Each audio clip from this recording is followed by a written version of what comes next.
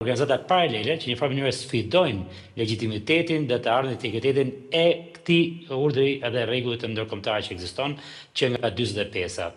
Ky është shqetësimi im dhe unë mendoj që ky do të jetë ndikimi më i madh, sepse jemi duke përforcuar pikërisht një organizat, një organizëm siç është Bordi i Paqes që sfidon, pra në rastin më të mirë sfidon Këshillin e Sigurisë të Bashkuara dhe vetë këtë strukturë ndërkombëtare.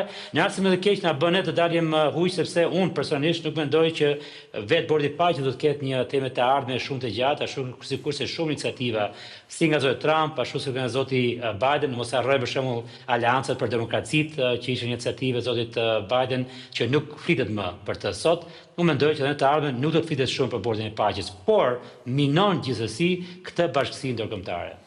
Zoti Mila, ka le të them se po shikoj që jeni gjithë kritik dhe pa ja dhënë akoma fjalën Skënderit, që e di pak a shumë qëndrimin e tij parimor.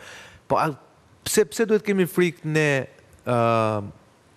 të bëjmë aleancë me Shtetet e Bashkuara, duke hedhur edhe qoftë atë që quhet në anglisht a leap of faith, pra le të themi një hap ndoshta të verbër me sy mbyllur, por duke pasur parasysh në fund fare, po flasim për një nisëm të presidentit amerikan.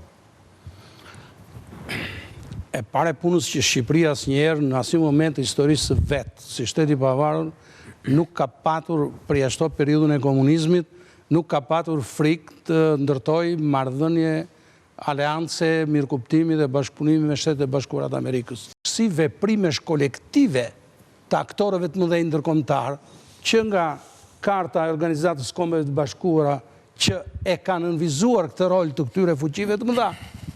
Dhe deri tek ai fenomen që njihet, dhe sidomos 30 vjet të fundit të njohur si multilateralizmi, problemet e mëdha të botës që janë të shumta, sfidat e këtij rruzulli toksor ku ne po jetojmë, nuk mund të zgjidhen veçse në mënyrë kolektive, veçse përmes përpjekjeve të përbashkëta dhe të koordinuara të gjitha vendeve dhe në mënyrë të veçantë të aktorëve të mëdhenj të politikës ndërkombëtare.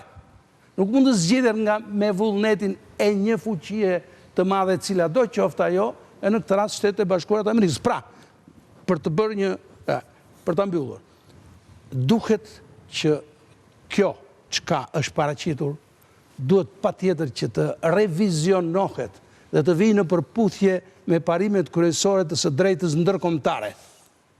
Po su bë kjo nismë nuk do të ketë jetë të gjatë. Okay. Sepse sot kanë qenë në këtë nënshkrim çfarë u bë në Davos, kanë qenë 19 vende nga 60 që u dërguar ftesa. Pra, nuk është ndonjë bilanç pozitiv. Reagimi i parë i vendeve është 1-3. Pra, në 3 vende vetëm një ka pranuar të shkojë në Davos. Dhe kjo duhet mbajtur shënim.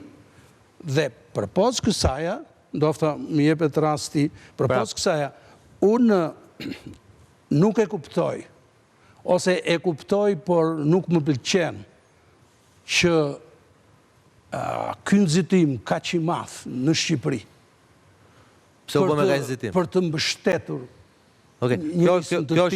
Kjo është pikë që do e prekim profesor, që do e prekim patjetër. Ta ruajmë po patjetër, sigurisht po. Vetëm me që profesor Mediri jam dakord, por profesor Mediri do shkëputet nga ne Skënder, ti je shtëpis më toleron. Medir, profesor Milo përmendi faktin që kjo marrëveshje, ky akord, nëse nuk vjen në kuadrin e temi e drejtës ndërkombëtare, siç e njohim ne sot, është e destinuar ose të na rrezikojë ose të dështoj.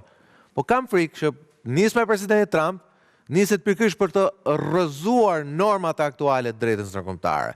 Dhe këtu po përmend Maduro, po përmend sulmin mbi Iranin, goditjet Nigeri, pra kemi disa aksione që presidenti Trump i ka marrë në mënyrë të njanshme, pra unilaterale, në një farë mënyrë për të rikthyer hegemoninë amerikane, me parimin, siç e tha George Bushi i riu pas kur nisi luftën me Irakun, ose do jeni me ne, ose do jeni kundër nesh. Pra nuk është diçka e re, thjesht po ripërsëritet me një mënyrë tjetër. Pra, duket që presidenti Trump kërkon ta shembi të drejtën ndërkombëtare siç ekziston sot. Duket se ky është synimi Ky është synimi ti apo jo?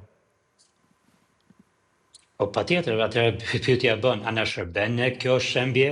A i shërben Shqipërisë shembja e rendit ndërkombëtar? Mund të shërbejë zoti Trump, mund të shërbejë Shtetet e Bashkuara si një superfuqi, por Shqipëria varet pikërisht nga këto institucione të drejtës ndërkombëtare. Edhe kështu që në këtë kontekst, pra edhe një herë tjetër, mendoj që për interesin kombëtar shqiptar nuk i intereson që të minojë pikërisht të njëjtin institucione, të njëjtin rend kombëtar ndërkombëtar, i cili shërben mbjetesës e popullit shqiptar. Vetë shteti shqiptar si shtet vjen në kontekstin e lidhjes së kombeve që ishte para rendit Kombeve të Bashkuara. Pra, e kaluara, e tashmja dhe ardhmja e Shqipërisë varet nga mbjetesa e këtij rendi ndërkombëtar